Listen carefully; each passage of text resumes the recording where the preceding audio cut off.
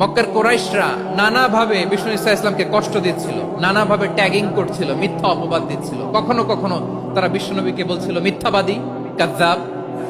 কখনো বলছিল যে তুমি হচ্ছে জাদুকর, সাহের। কখনো বলেছে শায়ের, মুহাম্মদ তুমি কবি। কখনো বলেছে কাহেন, মুহাম্মদ তুমি গণক।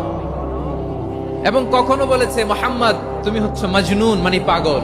আওয়াজ করে সবাই পড়ুন নাউযু বিল্লাহি মিন যালিক।